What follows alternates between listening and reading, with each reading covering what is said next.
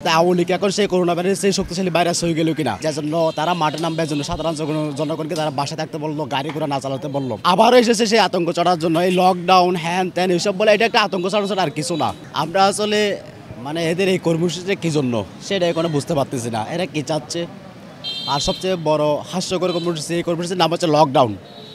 আমরা দেখছি যখন করোনা ভাইরাস ছিল, কোভিডের একটা প্রাদুর্ভাব ছিল, তাই আওয়ামী লীগ এখন সেই করোনা ভাইরাস সেই শক্তিশালী ভাইরাস হয়ে গেল কিনা, যার জন্য তারা মাঠে নামবে, জন্য সাধারণ জনগণকে তারা বাসায় থাকতে বললো, গাড়ি ঘোড়া না চালাতে বললো।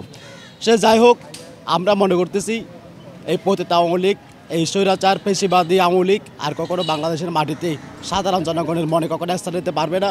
তারা যেভাবে ইতিহাসের রাস্তা করে নিক্ষেপিত হয়েছে, যেভাবে এই দেশ ছেড়ে পালিয়ে গেছে, সেভাবেই দিন দিন যে গিনা চড়াচ্ছে সেই গিনার বিষ বাষ্প আরও ছড়িয়ে যাবে। আমরা মনে করতেছি না এই লকডাউন বাংলাদেশে কোনো প্রভাব ফেলতে পেরেছে। আইন শৃঙ্খলার গতিতে চলবে, বাংলাদেশের জানমাল রক্ষায়, দেশের সার্বিক আইন শৃঙ্খলার পরিস্থিতি স্বাভাবিক রাখার জন্য তাদের যে ভূমিকা, আমরা মনে করতেছি এখন পর্যন্ত তারা সেই ভূমিকা যথাযথভাবে পালন করে যাচ্ছেন। এই লকডাউন কেন, এই কর্মসূচি কেন, সেটা আমরা বুঝতে পারতেছি না। এখানে তাদের দাবিটা কি, তাদের যুক্তিটা কি, এবং তারা কি চাচ্ছে, একটা অস্পষ্ট দুয়াশা রেখে তারা আমাদের মনে হচ্ছে বাংলাদেশে একটা অস্থিতিশীল পরিস্থিতি সৃষ্টি করার জন্যই তারা একটা কৌতুক কর্মসূচি এখানে দিয়ে রাখছে।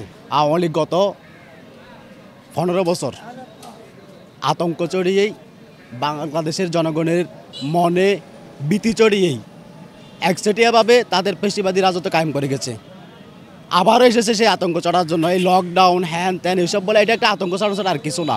কিন্তু আমরা যারা জুলাই বদলে দেখেছি, আমরা রক্ত দিয়েই, আমরা শহীদদের বিনিময়েই এই পেশিবাদীদের বিতাড়িত করেছি।